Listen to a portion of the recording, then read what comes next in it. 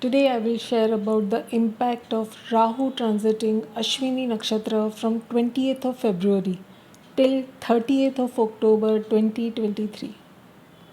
This transit will act as a great modifier as the two solar eclipses of 2023 are going to be in Ashwini Nakshatra. First on 20th of April and then second one on 14th of October. At the same time in April, Jupiter will also cross Revati Gandanta and will enter Aries Gandanta. We already have Uranus and Rahu in Aries. So, the two most powerful planets responsible for huge expansion will be together in Ashwini Nakshatra. This is a very rare transit. The last transit of Jupiter and Rahu together in Aries, Ashwini Nakshatra, was in 1893, before 130 years. And a few notable events that time which I googled are like there was a historic speech of Swami Vivekananda in Chicago which gave a new and lasting image of Indians across the world. Secondly, the panic of 1893 was an economic depression in the United States that began in 1893 and ended in 1897. It deeply affected every sector of economy and produced political upheavals in the US, which impacted globally. Of course, the other planets were in different signs. Saturn was in Virgo, Pluto and Neptune in Taurus, the sign of finances, and Uranus in Libra. No transit can produce exactly the same results, but the intensity of the event can be similar. This time we can expect the correction more on the work front, our jobs, career, as Pluto, the biggest modifier, is in Capricorn, the 10th sign of the natural zodiac. The MNC, NGO, big groups and companies also can be heavily impacted as Saturn is in Aquarius. And ultimately, it changes us as a person, our individuality, as Uranus is in Aries, looking for freedom and independence. And out of this 8-month transit of Rahu in Ashwini, the first 4 months till 26th of June, we have nakshatra exchange of Rahu and Ketu. Rahu will be in Ashwini, Ketu's nakshatra, where Ketu is already in Swati, Rahu's nakshatra. Both will signify each other's quality and the results giving capacity increases when they share nakshatra with each other. Rahu Ketu are considered half part of each other, created as two separate parts of one body, where Rahu is the head and Ketu is just the body without head. When they connect with each other somehow, we have full body, in a way complete body, and nothing is missing now. We also see Rahu and Ketu in opposite houses, and they crave for each other, to be with the other part of the body, to be in one piece. That's the story of our life. We struggle to get what is in front of us and go after that entire of our life. The houses of Rahu and Ketu are the areas of our life where there is some imbalance, feeling of extreme. Either there is everything or there is nothing. Finding a balance between the house significance of Rahu and Ketu is the main purpose of our life. Rahu signifies our strong desires, even obsession to dominate, have power, independence. He is greedy. He has only head, very intellectual, but also confused in his approach. Rahu signifies big things, advanced technology, tools, even fights and conflicts, intoxications, illusions, and even complicated chronic disease. Usually, Rahu expands what it touches, and Ketu shrinks. Ketu has cutting impact, creates detachment, isolation, limitations, and creates obstacles on our path. Ketu also encourages spirituality, simplicity, occultism. It is a symbol of our past, our history, and Rahu is our future. Rahu is where we are heading towards each day. Rahu and Ketu are totally opposite to each other. Rahu has everything what Ketu lacks, and Ketu has that which Rahu lacks. Apparently, they are rivals, but in the end, they balance each other out. They are incomplete without each other.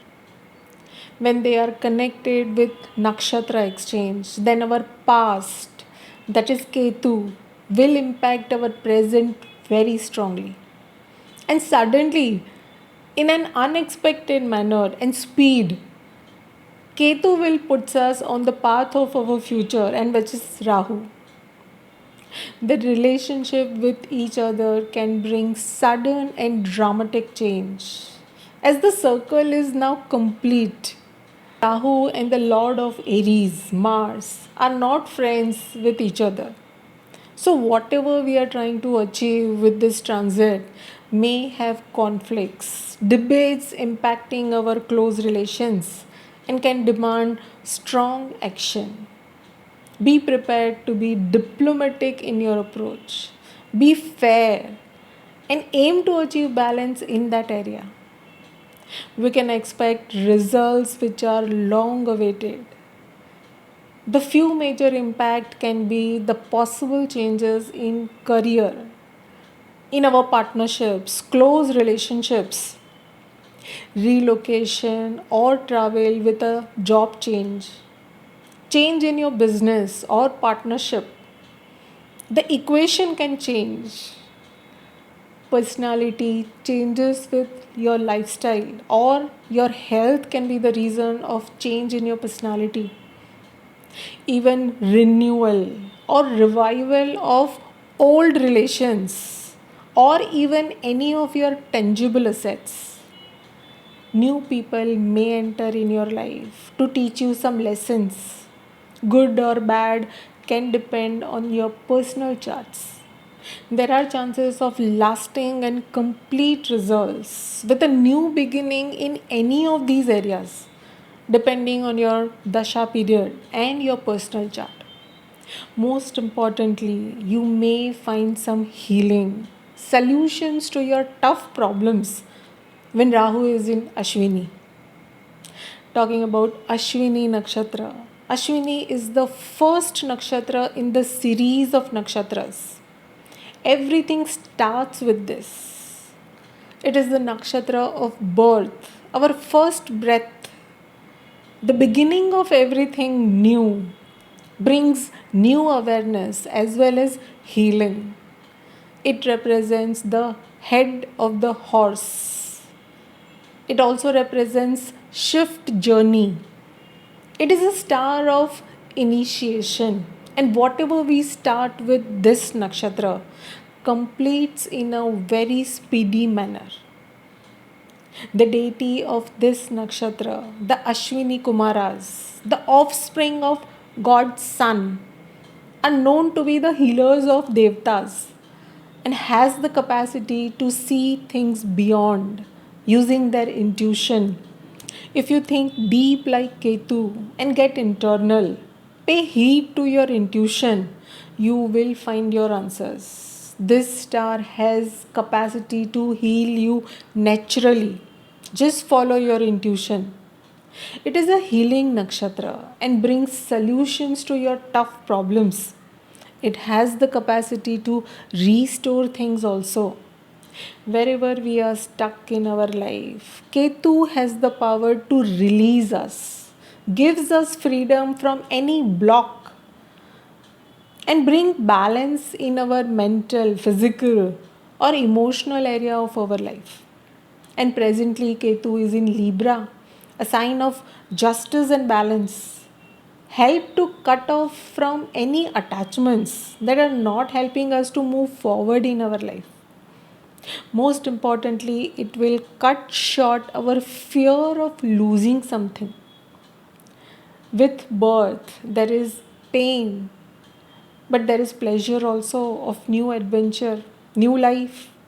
You can recollect your past few transits of particularly Rahu in Ketu's nakshatra and Ketu in Rahu's nakshatra with nakshatra exchange. Then the previous transit of Rahu in Ashwini and Ketu in Swati was from July 2004 till November 2004. The major impact was on relations and there was identity crisis as it was in Aries and Libra axis. Then between October 2010 and January 2011, Rahu Ketu were in Sagittarius and Gemini axis, where Rahu was in Mula Nakshatra and Ketu was in Adra Nakshatra. Then in December 2016 till April 2017, Rahu was in Magha Nakshatra and Ketu was in Shatatara Nakshatra on Leo and Aquarius axis. Each time the axis was different. So, according to their placement in your chart, you must have experienced some major shift of energy in your life. A new birth at some level with new awareness and a fresh start somewhere in your life you must have experienced. Reflecting on these past experiences can give you an idea about the type of results that can be expected this time. You will know the intensity of the event and what should be your responses to make it more fruitful for yourself and others. Generally, we are anxious about the placement of Rahu Ketu. The most feared transit is of Rahu Ketu, as they are not real planets. They are just the sensitive trigger points. They are Maya, illusion, which cannot be easily predicted. So, this entire fuss, we aren't sure about its impact. How much we try to learn about them, know them better, read a lot, stay cautious, but they always surprise us with their impact. They both are very good at proving us all our logic and reasoning wrong. With Rahu, we want to show off, present our false self in order to appear more perfect, more powerful, or more independent. And with Ketu, the energy goes in hiding stuff to live forever in the fear of being exposed. See, this approach does not let us live in peace or at the fullest. So it's best to be real, genuine, and crush that Rahu in us, that Maya, that illusion, by being our most authentic self. And knock off any secret by not hiding anything and keeping everything as it is, out in an open and clear to everyone. Rahu will not survive them. Even Ketu won't survive. As we are not feeding our illusions or our fear anymore. There is nothing to show off and there is nothing to hide now. It is really impressive to be real. And that's what happens when Rahu Ketu are in Nakshatra exchange. When we have Rahu in Ashwini, Ketu star, then Rahu will not let Ketu hide anything. It will expose everything. And Ketu will not let Rahu go out of control and be greedy.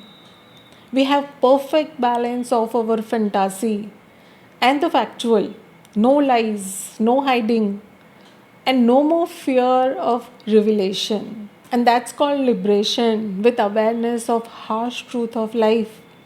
It can also be freedom and release from deception of Rahu. That's what we get when Rahu in Ashwini Nakshatra. Certainly, it won't be that soothing experience, but a much needed one. However, it may hit you personally, mentally, professionally, even emotionally, but you will be grateful for this experience in the long run. There will be new birth, a next step, stage in your life, a start of something very precious. A seed will be sown for your own growth with bright future. With Rahu in Ashwini, it is best to use our past experiences and build our future. This transit repeats every 18 years.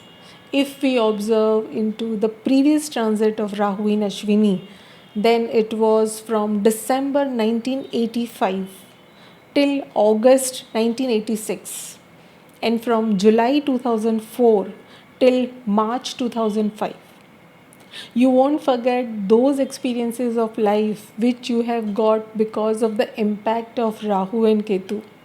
Generally, the presence of Rahu in Ketu's nakshatra can bring initially some challenges, but it will heal that area.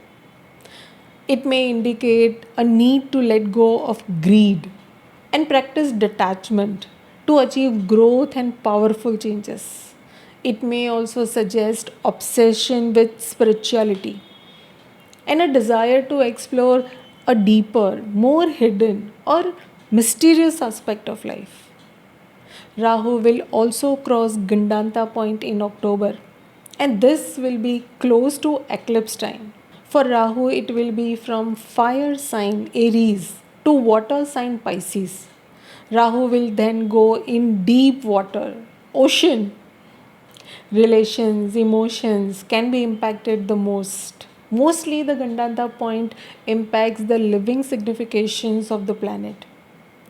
Gandanta indicates an end to a long pending and messy matter. Some truth solutions related to that can come out on surface, which can bring clarity and movement in that area. It will break the illusion and bring reality in front of us. Rahu couldn't do much in Bharni Nakshatra. As the lord of Aries, Mars was mostly slow and retrograde for almost the entire Bharni transit.